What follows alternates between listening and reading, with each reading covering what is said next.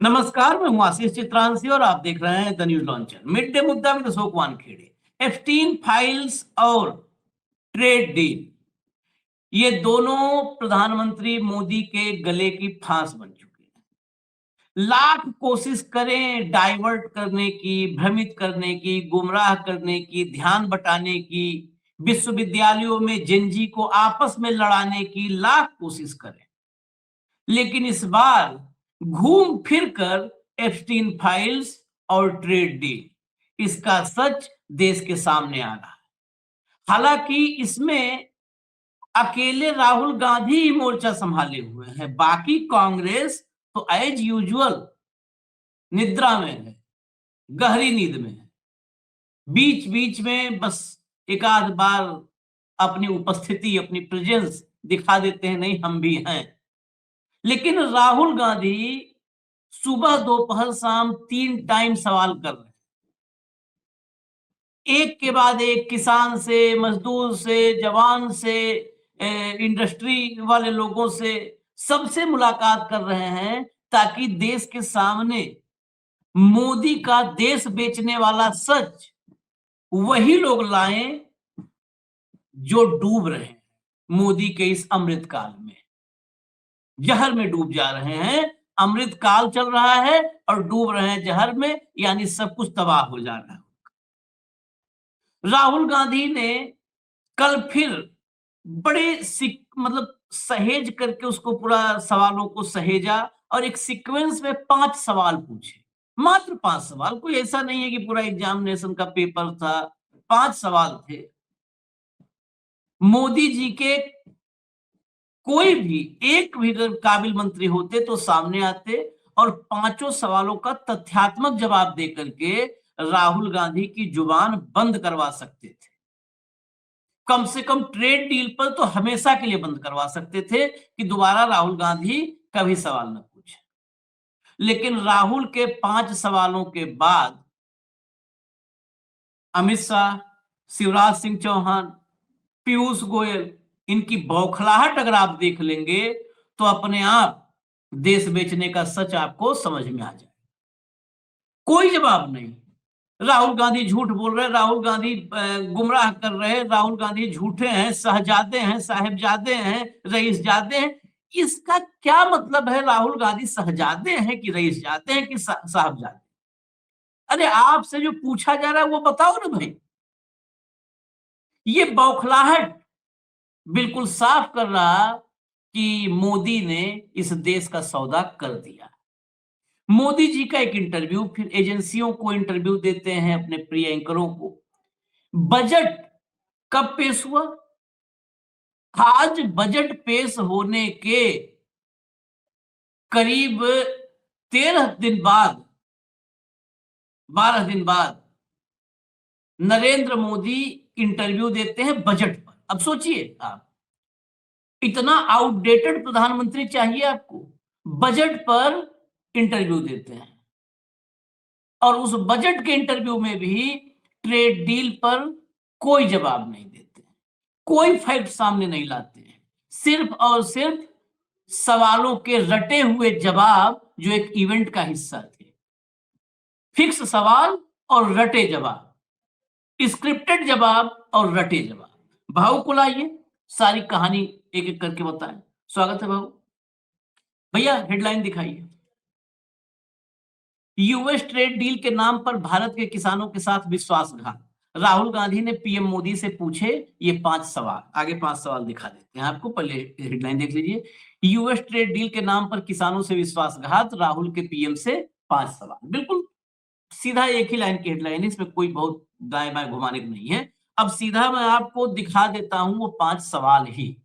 5 सवाल ये full frame कर दीजिएगा। ये 5 सवाल दर्शकों से भी मैं कहता हूं, इन 5 सवालों को देखें। इस 5 सवाल में क्या इलॉजिकल है, क्या लॉजिकल है, क्या इस देश को जानना जरूरी है और क्या जानना नहीं जरूरी है, आप ही तय कर लीजिए। यूएस ट्रेड डील के नाम पर हम भारत के किसानों के साथ विश्वासघात होते हुए देख रहे हैं। मैं प्रधानमंत्री से कुछ आसान सवाल पूछना चाहता हूं। सवाल आसान हो या कठिन, प्रधानमंत्री को जवाब देना चाहिए, लेकिन 5 आसान सवाल। पहला, डीडीजी इंपोर्ट करने का वास्तव में क्या मतलब है? क्या इसका मतलब यह है? अच्छा, ये राहुल ने कुछ बताया नहीं है जिससे सब उछल रहे हैं, कूद रहे हैं, बौखलाए हुए। राहुल ने पूछा है, बताया नहीं है कि देश को भ्रमित कर रहे हैं। पूछ रहे हैं, भैया बता दो और साफ हो जाए। क्या इसका मतलब डीडीजी इंपोर्ट का मतलब है कि भारतीय मवेशियों को जीएम अमेरिकी मक्का से बने डिस्टिलर्स ग्रेन खिलाए जाएंगे? क्या इससे हमारे दूध उत्पाद प्रभावी रूप से अमेरिकी कृषि उद्योग पर निर्भर नहीं हो जाएंगे? कितना साफ सवाल है। और ये एक एक सवाल भाऊ आप नोट करिएगा, क्योंकि इसी सब कह रहे हैं झूठ बोल रहे हैं, झूठ बोल रहे हैं, जबकि सब लिखा हुआ है ज्वाइंट स्टेटमेंट में। वही तो पूछ रहे हैं। अगला सवाल, अगर हम जीएम सोया तेल के आयात की अनुमति देते हैं तो मध्य प्रदेश, महाराष्ट्र, राजस्थान और देश भर के हमारे सोया किसानों का क्या होगा? वे एक और जो कीमतों का झटका कैसे झेल पाएंगे सोयाबीन के तेल का? सेकंड, दूसरा सवाल है बिल्कुल स्पष्ट। तीसरा सवाल, जब आप एडिशनल प्रोडक्ट्स कहते हैं तो उसमें क्या क्या, ये लिखा है ज्वाइंट स्टेटमेंट में, जब आप एडिशनल प्रोडक्ट्स कहते हैं तो उसमें क्या क्या शामिल है? क्या यह समय के साथ दाल और अन्य फसलों को अमेरिकी आयात के लिए खोलने के दबाव का संकेत है? बड़ा क्लियर सवाल फिर है। चौथा, इस सब पे हमने चर्चा की है। नॉन ट्रेड बैरियर्स, इसमें लिखा है नॉन ट्रेड बैरियर्स हटाने का। नॉन ट्रेड बैरियर्स हटाने का क्या मतलब है? क्या भविष्य में भारत पर जीएम फसलों भविष्य में भारत पर जीएम फसलों पर अपने रुख को ढीला करने, प्रोक्योरमेंट को कमजोर करने या एमएसपी और बोनस को कम करने का दबाव डाला जाए? नॉन ट्रेड बैरियर्स क्या है? और पांचवा सवाल, एक बार यह दरवाजा खुल गया तो हर साल इसे और ज्यादा खुलने से हम कैसे रोकेंगे? क्या इसकी रोकथाम होगी या हर बार सौदे में धीरे धीरे और भी फसलों को मेज पर रख दिया जाएगा? किसानों को ये सफाई तो मिलनी ही चाहिए। यह सिर्फ आज की बात नहीं है, ये भविष्य की भी बात है। क्या हम किसी दूसरे देश को भारत की कृषि उद्योग पर लंबे समय तक पकड़ बनाने दे रहे हैं? बहुत सिंपल, मतलब ऐसे सवाल अगर ना समझ पावे तो फिर बुद्धि पर तरस खाने से भी काम नहीं चलेगा, फिर ट्रीटमेंट की जरूरत पड़ती है। ये 5 सवाल है। अब जवाब जरा एक-एक करके देखिए। एक जवाब देख लीजिए भाऊ, 5 सवाल का बहुत ठोस जवाब आया है, कंक्रीट जवाब है। जवाब देखिए। सबसे पहले अमित शाह का जवाब। ट्रेड डील को लेकर अमित शाह का राहुल गांधी पर निशाना, शहजादे झूठ फैला रहे हैं, किसान सुरक्षित। राहुल ने केंद्र सरकार से 5 सवाल पूछे थे। शहजादे झूठ फैला रहे हैं, किसान सुरक्षित। बस ये बोल दे मान जाओ। अरे वही 5 सवाल का जवाब दे दो, किसान सुरक्षित है, किसान खुद मान जाएंगे भाई। फिर उसमें साहबजादे साहेबजादे जरूरत ही नहीं रह जाएगी। अगला देखिए पीयूष गोयल को। पीयूष गोयल, ये देख लीजिए भाऊ, ट्वीट पे ट्वीट और झूठ झूठ पर झूठ। ये जवाब है 5 सवालों का। वाकई हमारे यहाँ गजब दौर चल रहा है। 5 सवाल थे, ये जवाब है ट्वीट पे ट्वीट और झूठ पे झूठ। ये है जवाब, पीयूष गोयल का खुद का जवाब। अब लाइए, इन दोनों से लंबा जवाब शिवराज ने दिया, शिवराज सिंह चौहान ने। इन दोनों से कम इन दोनों से तो लंबा दिया, उसमें सब भले फर्जीवाड़ा हो लेकिन दिया तो इनसे। लेकिन शुरुआत इन्होंने भी कैसे की? फिर एक और झूठ। अब इनका उन 5 सवालों से का इसमें जवाब तलाशने की बस आप लोग कोशिश कीजिएगा, उन 5 सवालों का कोई जवाब है या नहीं। कांग्रेस और राहुल गांधी जी ने झूठ की दुकान खोल रखी है, फिर वही, और दिन रात बस झूठ ही परोस रहे हैं। मैं साफ शब्दों में कहना चाहता हूं कि अमेरिका के साथ हुई डील में जीएम उत्पादों को कोई अनुमति नहीं दी गई है। जीएम तेल, सोया का तेल आएगा, वहां पर जीएम नहीं है तो क्या है, पीएम है, प्रधानमंत्री सोयाबीन है वहां पर। क्या गजब झूठे हैं सब। डीडीजीएस को लेकर भी राहुल गांधी ने तथ्यहीन बातें फैलाने की कोशिश की है, लेकिन सच्चाई सामने है। सामने ही तो देखना चाह रहे हैं, कहां सामने? डीडीजीएस सब मक्का का चारा दे रहे हो। राहुल जी, नकारात्मक और भ्रम फैलाने वाली राजनीति करते हुए आपको शर्म आनी चाहिए। शर्म भी राहुल गांधी का है, ये तो बेशर्म है सब, इनको तो आएगी नहीं। आपके पास न तथ्य है न ही देश हित की समझ है। वाह, मुझे तो ये समझ में नहीं आता कि एमएसपी पर आप और कांग्रेस किस मुंह से बात कर रहे हैं।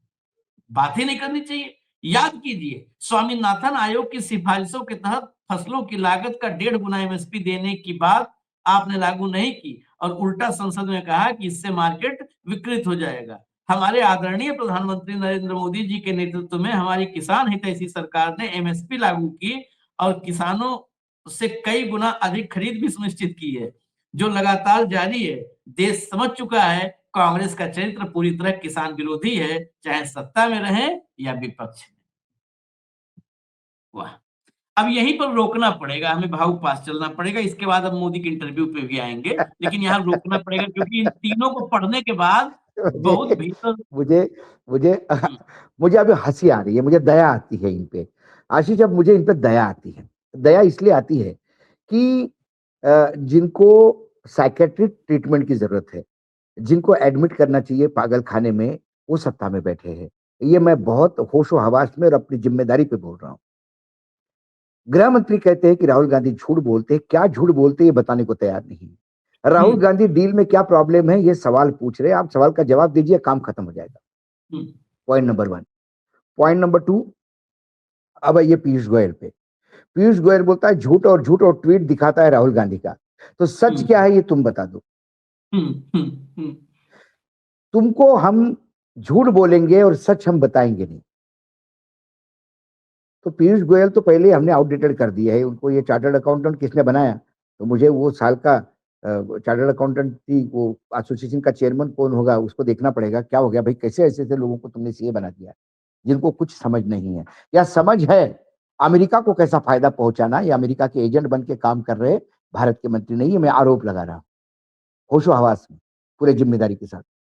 तीसरा, कृषि मंत्री मामा। मामा आप दिमाग से भी मामा हो गए यार। इनका बेटा फूल की खेती करता है, इनको सोयाबीन शायद मालूम नहीं।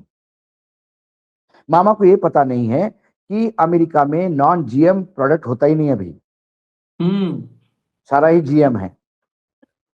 वो कह रहे बोलते हैं हम जीव। जीएम, हमने जीएम सोयाबीन नहीं लाया, उसका तेल हम्म, लाया। राहुल गांधी भी तो वही कह रहे हैं। मुझे ये बताए मामा कि यदि अमेरिका का तेल 0 डिग्री पे 0% पे आता है, हमारे यहाँ जीएम का तेल आता है, तो मामा के पास क्या फैसिलिटी है चेक करने का ये जीएम का तेल है कि जीएम का तेल नहीं है। अमेरिका में जीएम सोयाबीन ही होता है, तो वो दूसरा तेल वही कहां से होता है। लाएंगे। हाँ। ठीक है। दूसरी बात, जब उधर से सोयाबीन तेल आएगा तो मेरा किसान वो तेल कैसा उनके कंपटीशन में बेचेगा नॉन जीएम का। मामा बता दे, हम तो नहीं कह रहे कुछ। ये मध्य प्रदेश के 3 बार 4 बार की चीफ मिनिस्टर है, 3 बार के। और मध्य प्रदेश सोया स्टेट के नाम से जाना जाता है। मतलब आदमी किसी के किसी का महिमा मंडन करने के लिए इतना नीचे गिर सकता है कि जिन किसान भाइयों ने इनको वोट देकर मुख्यमंत्री बनाया 3 बार, उनके भी लिए मुंह पे झूठ बोल रही है। ठीक है, दूसरा। तीसरा, बोला डीडीजीएस पे राहुल गांधी झूठ बोल रहे। हम्म, अमेरिका में मक्का जो है वो जीएम ही होता है। Point number 1। हम्म, नहीं कोई होता होगा तो मुझे बता दे, हम हाथ पैर जोड़ लेंगे उसके। कोई इंफॉर्मेशन ले आए मुझे, और वो इंफॉर्मेशन में मत लाना कि जिसने 4x4 के स्क्वायर फीट में एक ओरिजिनल भी उगाया है मक्का। मैं लार्ज स्केल फार्मिंग कर रहा हूँ, वो सारा सारा जीएम, इसके जीएम है। दूसरी बात, मक्का अमेरिका में काय काय के लिए उपयोग में लाया जाता है। एनिमल फीड में लाया जाता है, एथेनॉल में लाया जाता है। हम्म, भारत सरकार अमेरिका से एथेनॉल खरीद रही है, उसी मक्के से बनी हुई। वो तो गाड़ी में जाएगा, पेट्रोल में जाएगा, जो कुछ है। यहाँ एथेनॉल की फैक्ट्रियां बंद हो जाएगी, क्योंकि वहां से 0 डिग्री पे एथेनॉल आएगा, 0% पे। लार्ज स्केल पे है तो उनको प्रॉफिट पड़ता है। अब डीडीजीएस क्या होता है, मक्के से इथेनॉल निकालने के बाद जो बचता है,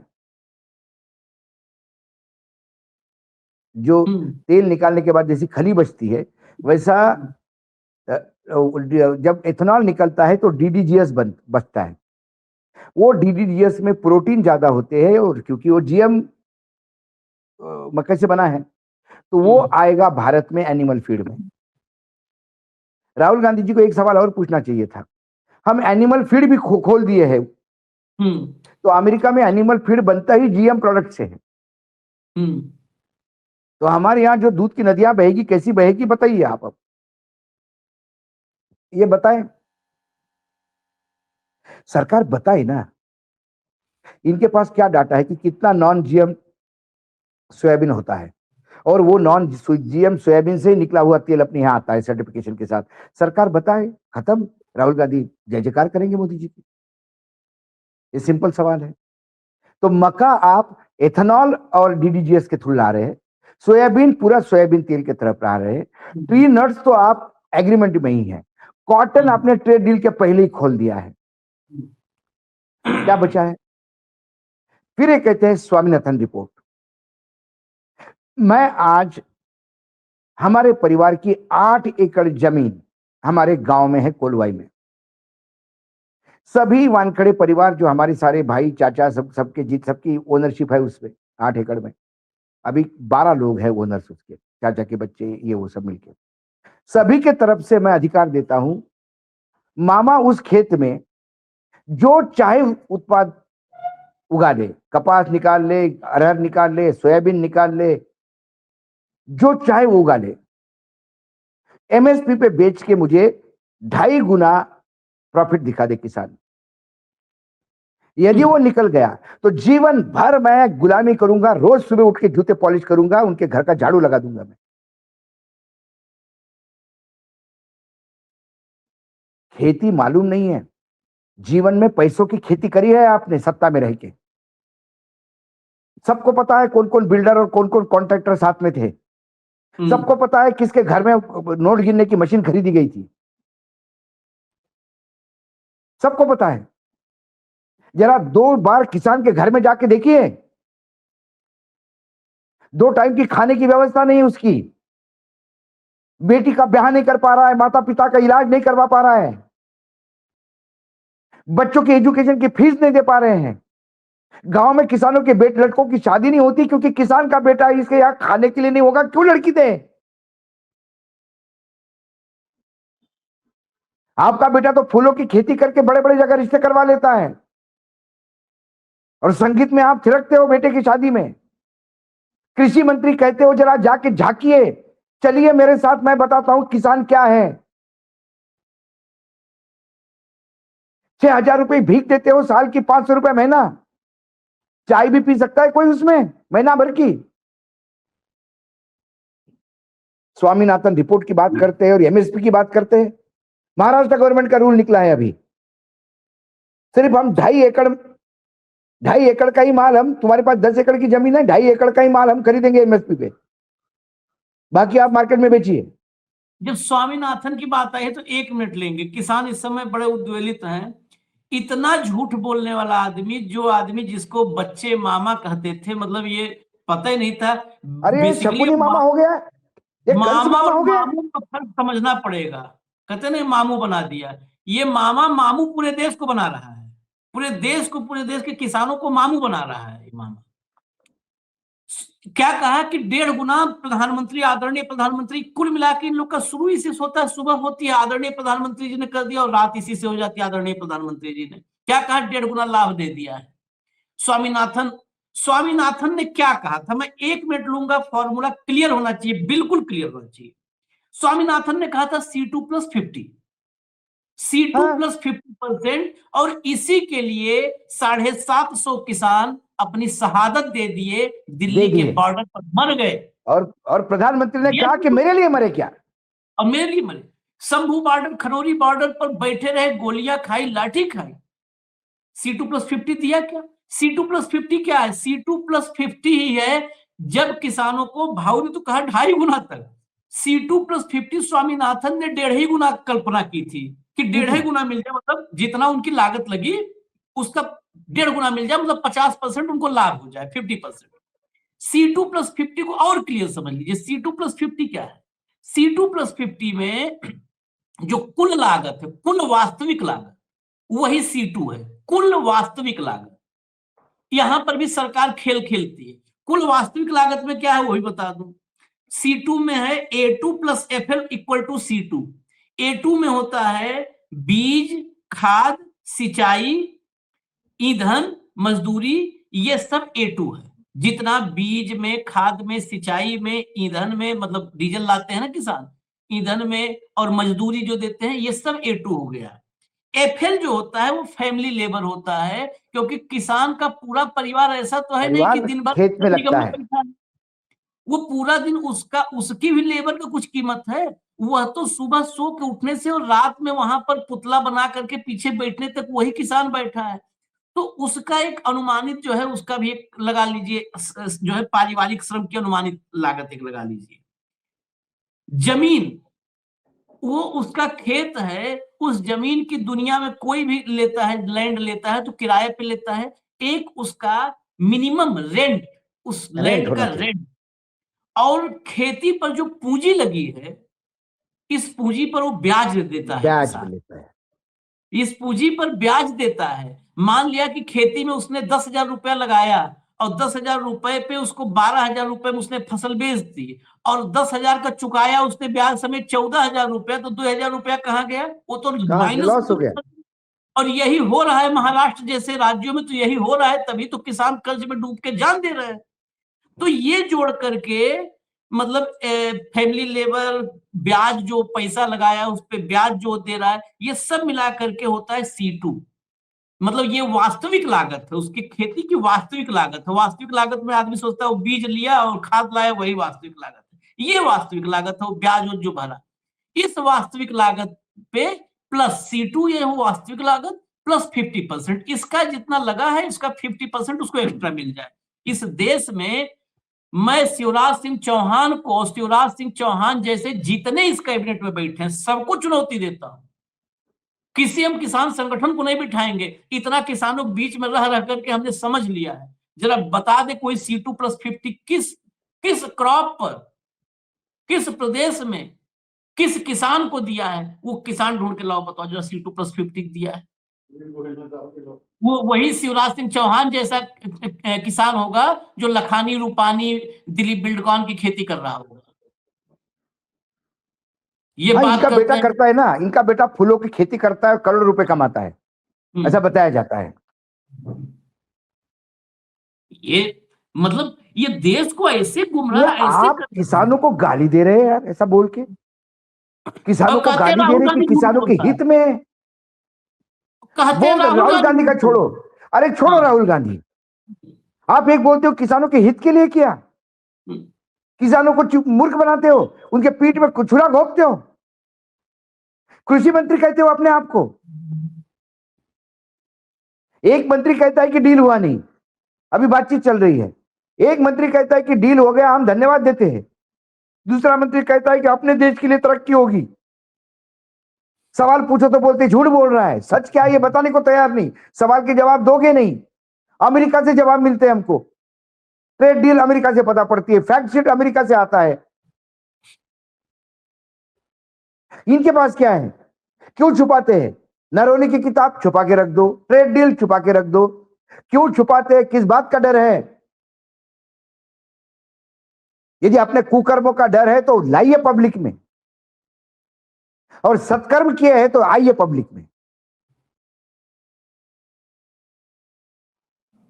किसानों की बात करते हैं, जब जब और किसानों ऊपर की बात करते हैं इस देश के भूमि पुत्रों को गालियां देते हैं, ये अपमानित करते हैं। हेडलाइन मैनेजमेंट सुन लीजिए। आप महाराष्ट्र में हैं, महाराष्ट्र के लोगों को बता दीजिएगा एक खुशखबरी। नहीं होगा तो मैं भेज दूंगा। हेडलाइन मैनेजमेंट देखिए। आज हेडलाइन लगी है सब, जब देश को बर्बाद करके सब हेडलाइन क्या लगवाए हैं। कल कहीं पर किसी एग्रीकल्चर इंस्टीट्यूट में जा करके इन्होंने कोई यंत्र वगैरह जो है देश को दिया है, तो छपी हेडलाइन कि अब किसान कपास किसानों के लिए शिवराज ने दी बड़ी खबर, खुशखबरी। क्या खुशखबरी? मैंने खबर में देखा कि ऐसा क्या हुआ, लग रहा है जीरो जो किया था इंपोर्ट ड्यूटी, उसको फिर उसको से 11 कर 11 पे दिया। 22 कर दिया। क्या किया है कि अब कपास के किसानों को, कपास में जो कटिंग होती है, कपास जो भी तोड़ते होंगे, जैसे भी उसका फूल कपास निकालते हैं, कपास पिकअप किया जाता है, पिकअप, उसको हाँ। कपास निकाला जाता है सर, हाथ से। अब वो हाथ से नहीं निकालना पड़ेगा। खुशखबरी ये है कि हाथ से नहीं, उसके लिए मशीन आ रही है। अरे मशीन से हाथ से क्या, ऐसी मशीन लाओ कि जड़ से अब काट दे, अब कपास बोएगा क्यों? नहीं नहीं, अपनी ये छाती मशीनें बोएगा मशीनें कपास? ये अभी किसानों को उखाड़ने के काम आएगी। हाँ, ये मशीनें किसानों को उखाड़ने के काम आएगी। भारत का कपास बाहर एक्सपोर्ट होगा नहीं, बांग्लादेश का मार्केट बंद हो गया। भारत का कपास भारत में खपेगा नहीं, क्योंकि 0% से अमेरिका से आएगा, 0% पे। और ये तो मशीन कपास ये को मशीन लेके घूम रहे कपास की। मशीन लेकर के, ये और ये सब जख्म पे पता मतलब है। ये गंजों के गांव में कंगी बेचने निकले हैं। हाँ, ये सब जख्म पे मिर्चा मिर्चा रगड़ते हैं, हाँ, नमक में मिर्चा ऐसे रगड़ते हैं, मजे लेते हैं सर। अब जरा आगे इतने पे नहीं है। 8 दिन बाद, 8 क्या, 10-12 दिन बाद मोदी जी बजट समझाने आए। 10-12 दिन बाद बजट समझाने आए, इंटरव्यू दिया है। जरा हेडलाइन दिखा दीजिए एक दो।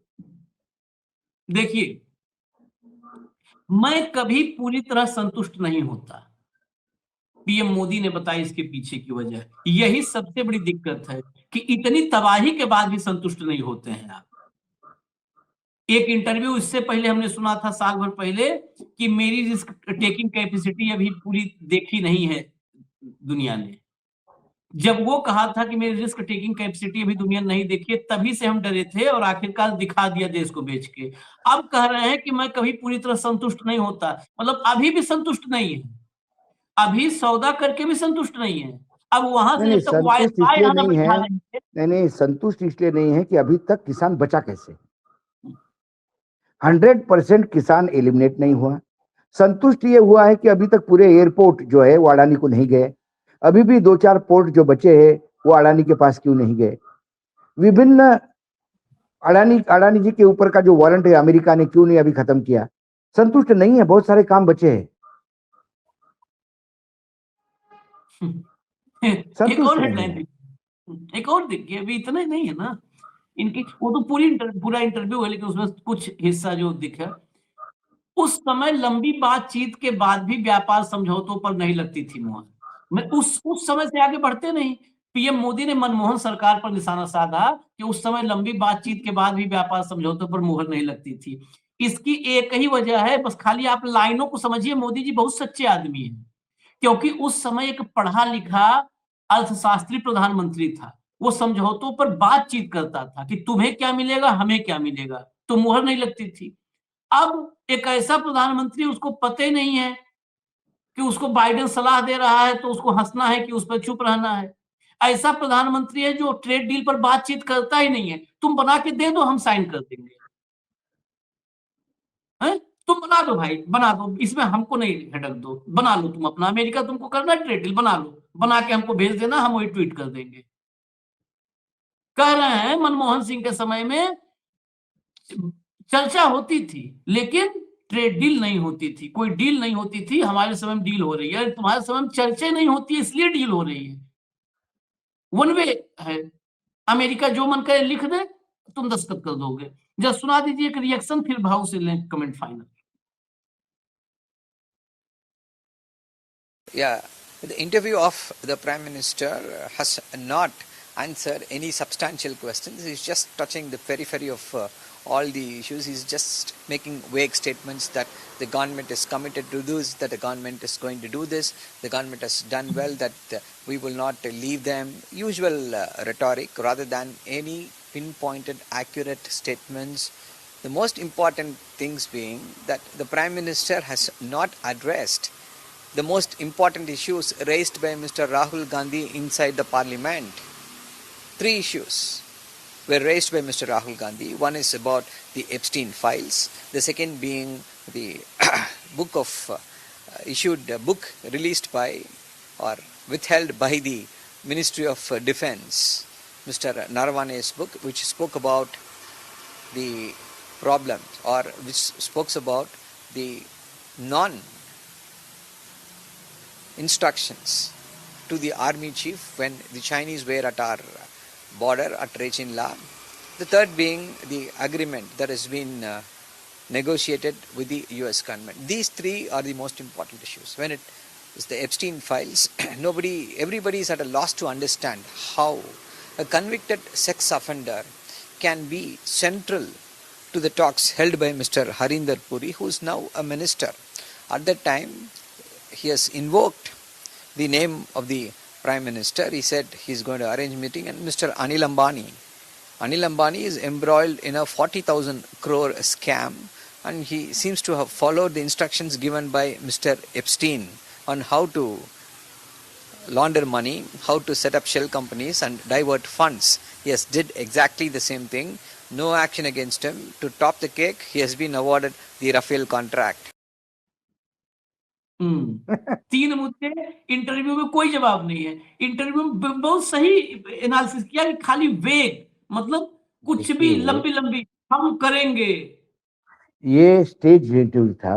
सवाल जवाब पहले ही तय किया जाता है कि भैया ये प्रधानमंत्री ने बोला, ये सवाल है और ये रिलीज कर दीजिए। पीटीआई को इंटरव्यू में दिया। प्रधानमंत्री इंटरव्यू देना चाहते तो हम गरीब दोनों कब से लाइन में लगे हैं, एक आध बार इंटरव्यू दे दे, हमको भी जरा बुला ले। हम में से 2 में से किसी को, 1 को बुलाए, 2 को बुलाए, हम सवाल लिख के देंगे, उसके जवाब दे दे। सप्लीमेंट नहीं पूछेंगे, चलो जवाब तो दे दे, लेकिन जो सवाल पूछा उसी का जवाब देना चाहिए। सोयाबीन का पूछा तो सोयाबीन ही पूछना चाहिए। सोयाबीन के जवाब में ये मत कहो कि हम विश्वगुरु बनने जा रहे हैं और तीसरी इकोनॉमी बनने जा रहे हैं। साहब सोयाबीन पे आइए, नहीं बोलेंगे, जवाब नहीं है, पाप सामने आ जाते हैं। कैसे कहेंगे कि मैंने पाप किया, तो उसका जिक्र नहीं। बस मैं कभी सेटिस्फाइड नहीं होता। अरे अभी ये देश बर्बाद होने में थोड़ा टाइम है, पूरा बर्बाद करके जाओगे, तुम्हारा सेटिस्फैक्शन देने के लिए कोई होगा क्या? सब बर्बाद होंगे हम। तुम तो झोला उठा के चले जाओगे अडानी के प्लेन में बैठ के। बाकी क्या करेगा इस देश का भविष्य, क्या करेगा? रील बनाओ, पकौड़ा तलो। गजब प्रधानमंत्री जी। कृषि मंत्री बताए, पीयूष गोयल बताए, अरे जो डील कराया वो बताए, वो विवेक अग्रवाल कोई गया था वो बताए। कुछ तो सामने लाओ मेरे आका कि हम अभी अमेरिका के राष्ट्रपति का ट्वीट का इंतजार करें कि उसके ट्वीट से पता पड़ेगा क्या क्या और हो गया है। उसी से उससे पहले कुछ बताएंगे ही नहीं। इन्हें पता ही नहीं है क्या बताएंगे। न मोदी को पता, न गोयल को पता, न जयशंकर को, न शिवराज को, न गिरिराज को, किसी को नहीं पता है। नहीं, गिरिराज को तो ये भी पता नहीं कि ट्रेड डील हुई कि नहीं हुई। बापड़ा बहुत पीछे रह गया कैबिनेट में। एक तो इनको कान का इलाज करना चाहिए, आंखों का इलाज करना चाहिए, पढ़ भी नहीं पा रहे ठीक से। प्रधानमंत्री ने इतना बड़ा ट्वीट किया कि डील हो गया, मैं धन्यवाद देता हूं राष्ट्रपति को 140 करोड़ लोगों की तरफ से, और ये बोल रहे हैं कि डील नहीं हुआ, अभी बातचीत चल रही है। अरे बाप रे बाप, ये ऐसा प्रधानमंत्री है जो अपने कैबिनेट वालों को भी नहीं कन्विंस कर पाया कि डील हुआ कि नहीं हुआ, और देश को बेवकूफ बनाने चले। पहले बताओ उसको डील हुआ कि नहीं हुआ। और एग्रीकल्चर सेक्रेटरी है, पढ़े लिखे IAS ऑफिसर है, सीनियर पोस्ट पे होता है सेक्रेटरी, वो जरा जाए और मंत्री को बताए स्वामीनाथन क्या था रिपोर्ट। बस स्वामीनाथन नाम ले लिया, पता नहीं इनको स्वामीनाथन किसान का नाम है, साइंटिस्ट का नाम है, एग्रीकल्चर स्पेशलिस्ट का नाम है कि बैंकर का नाम है, ये भी नहीं मालूम होगा स्वामीनाथन पुरुष है या स्त्री है। हाँ, हमारे एग्रीकल्चर मिनिस्टर की अभी जो ट्वीट देखा उससे तो मुझे समझ में आ गया क्या इनका लेवल है। नहीं यार भैया, नहीं भैया यार, मेरी बहनें हैं यार, और मैं यार भांजा, मेरी भांजी की मैं भामा, बहनें मेरी, बस इसी में शिवराज जी आपके लाडली महिला ने कई राज्यों को बर्बाद कर दिया, महाराष्ट्र बर्बाद के कागार पे है। ये और आपका राज्य तो आप ऐसा छोड़ आए हैं कि हर महीने 2000 करोड़ रुपए लेने पड़ते, तनख्वाह नहीं बढ़ने की स्थिति है मध्य प्रदेश में। ऐसा छोड़ के आए कि वो मोहन खाली बांसुरी ही बजा रहा है, कुछ क्या नहीं करेगा कर बेचारा।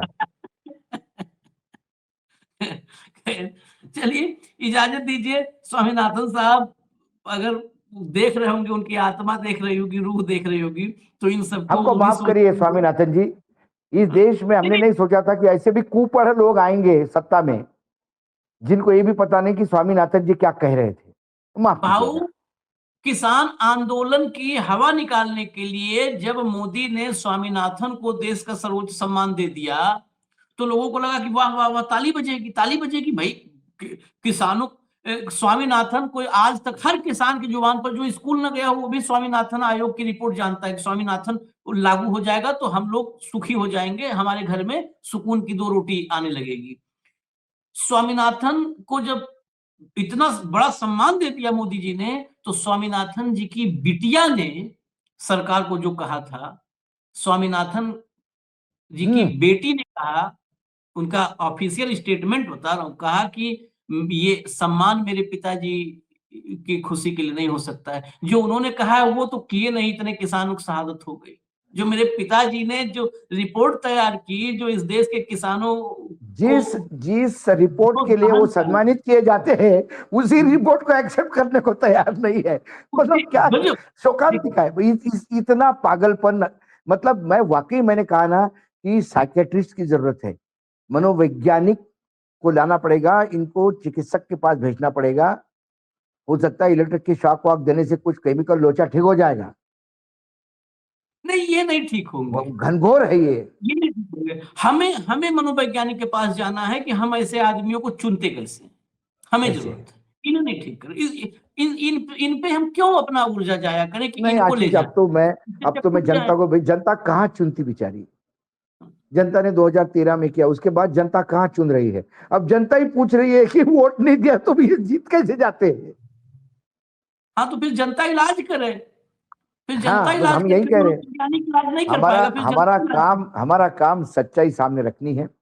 आज भी वो 5 सवाल जो राहुल गांधी ने उठाए, हम अपने आप को महिमा मंडित नहीं करते, लेकिन ये ट्रेड डील आने के बाद सबसे पहले जो हमने शो किया था उसमें यही सवाल थे। कॉटन का सवाल था, जीएम सोयाबीन का सवाल था, मक्का इथेनॉल का सवाल था, ट्री नट्स का सवाल था। ये सवाल तब भी थे, वो सवाल लगातार जो लोग हमें देख रहे हैं न्यूज लॉन्चर पे, उनके लिए सवाल नए नहीं है और बिल्कुल डिटेल में जाके बताया हमने। हम तो कहते हैं भाई खुलेआम आओ, कोई भी आओ, बहस करो, हमको सेटिस्फाई करो। हम मोदी थोड़ो हैं कि हम संतुष्ट नहीं होते हैं, हम सही बोलोगे संतुष्ट हो जाते हैं। हो जाते मोदी भाई। जी नहीं, भाई हाँ। हमको सही बता दो, हमको समझा दो, हमारी सामान्य बुद्धि को समझ में आ जाएगा, हम सेटिस्फाई हो जाएंगे। मोदी नहीं, लेकिन लड्डू को जिलेबी मत कहो। हाँ, हाँ, नहीं गले उतरता। मोदी तो तब सेटिस्फाई होंगे जब अभी देश बेचने बात पे नहीं, जब वायसराय यहाँ आके बैठेगा तब संतुष्ट होंगे। जब बोलेंगे बहुत लड़ाई थी, आजादी की लड़ाई लड़ी तुमने। देखा मैं 75 साल पूरे नहीं हुए तो मैंने वापस उनको ले आया हूँ, बैठा दिया। चलिए, और फिर जनता कहेगी मोदी जिनको लाए थे उन मोदी को हम लाएंगे। उनको हम लाएंगे, सही बात है। इजाजत दीजिए, फिर आते हैं अगले कार्यक्रम में। धन्यवाद भाव। नमस्कार।